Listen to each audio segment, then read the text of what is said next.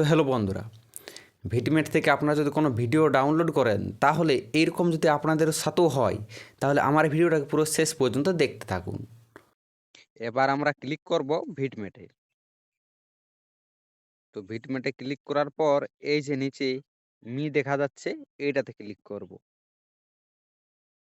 তারপর আমরা সেটিংসে ক্লিক করব।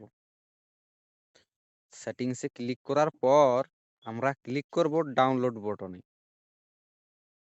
তারপর স্ক্রল করে নিচের দিকে আসব। তারপর স্মার্ট মিক্সারে ক্লিক করব আর এটাকে অফ করে দেব। ঠিক আছে, কনফার্মে ক্লিক করার পর আমরা ব্যাকে আসব। তারপর আবার ডাউনলোডে ক্লিক করব, আবার নিচে স্ক্রল করব। হ্যাঁ, স্মার্ট স্মার্ট মিক্সার অফ হয়ে গেছে। কোনো ভিডিও ডাউনলোড করুন, এবার ঠিকঠাকভাবে ডাউনলোড হবে। ওই ভিডিওটা যদি ভালো লেগে থাকে তাহলে একটা ছোট্ট করে লাইক করে কমেন্ট করে চ্যানেলটাকে সাবস্ক্রাইব করে নিন।